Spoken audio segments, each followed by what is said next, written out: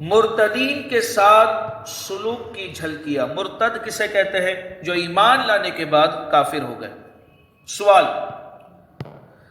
زید بے قید نے رمضان المبارک کی آمد پر کہا کافر ہوتے تو بہتر تھا،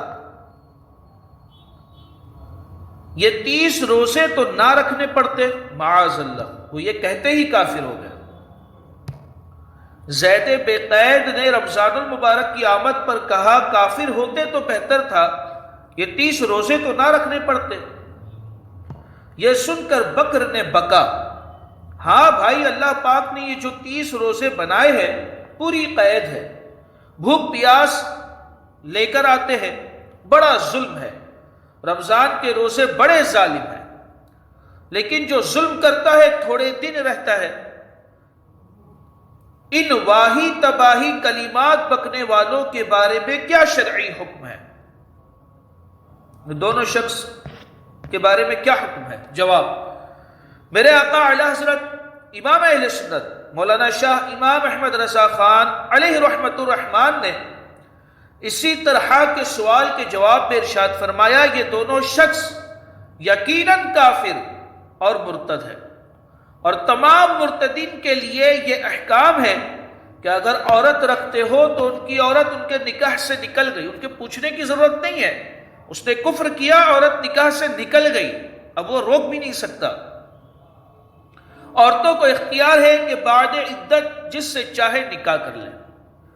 یہ کافر اگر توبہ نہ کرے اور از سر نو اسلام نہ لائے تو مسلمان کو ان مرتدین سے میل جل یعنی ان سے ملنا حرام، سلام کرنا حرام، بیمار پڑے تو انہیں پوچھنے جانا حرام۔ مرتدین کے بارے میں کیا حکم ہے؟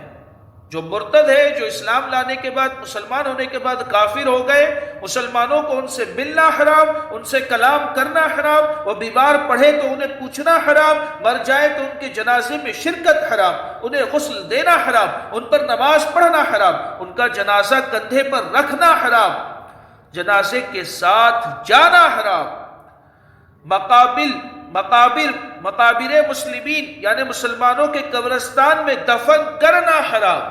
مرتد کو مسلمانوں کے قبرستان میں دفن بھی نہیں کر سکتے۔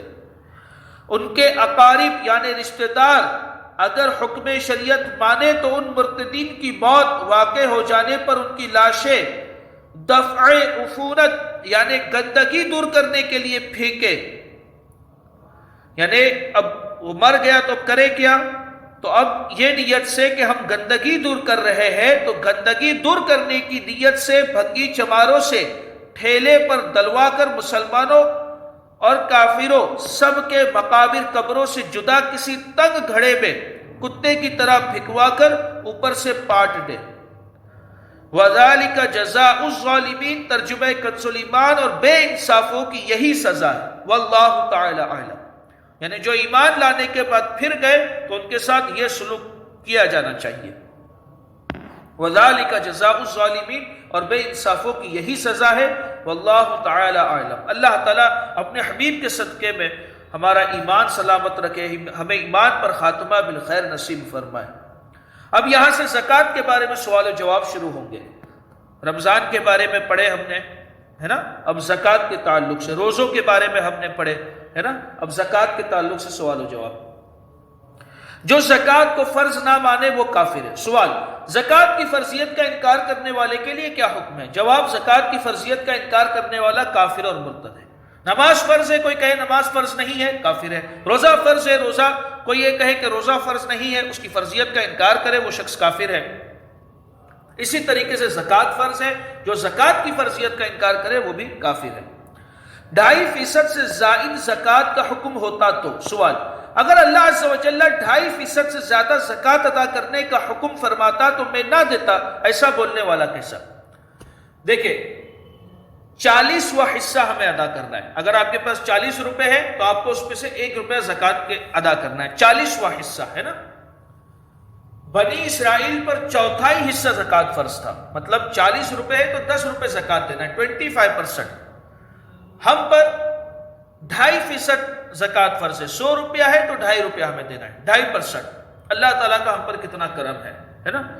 تو سوال، اگر اللہ عز و جل 2.5% سے زائد زکوٰۃ ادا کرنے کا حکم فرماتا تو میں نہ دیتا، ایسا بولنے والا کیسا ہے؟ جواب، ایسے شخص پر حکم کفر ہے۔ فقہائے کرام رحمہم اللہ السلام فرماتے ہیں، اگر کسی نے کہا کہ اللہ تعالیٰ مجھے 5 سے زیادہ نمازوں کا یا رمضان المبارک کے علاوہ روزوں کا یا مال کے 40ویں حصے سے زیادہ زکوٰۃ کا اگر حکم دیتا تو میں اس پر عمل نہ کرتا، ایسے شخص پر حکم کفر ہے۔ زکوٰۃ کو ظلم کہنا، زکوٰۃ کو ظلم کہنا کیسا؟ سوال، زکوٰۃ کو ظلم کہنا کیسا؟ جواب، کفر ہے۔ زکوٰۃ کو حقارتاً ٹیکس کہنا کیسا؟ سوال، زکوٰۃ کو حقارتاً ٹیکس کہنا کیسا؟ جواب، کفر ہے۔ حضرت سیدنا ملا علی قاری علیہ رحمت اللہ الباری فرماتے ہیں، جس پر زکوٰۃ فرض ہے اسے کہا گیا تو زکوٰۃ کیوں نہیں دیتا؟ اس نے کہا یہ ٹیکس میں نہیں دیتا، یا بطور انکار کہا میں نہیں جانتا، ایسے پر حکم کفر ہے۔ زکوٰۃ کو بطور حقارت ٹیکس کہنا یہ بھی کفر ہے۔ صلو علی الحبیب صلی اللہ تعالی علی محمد۔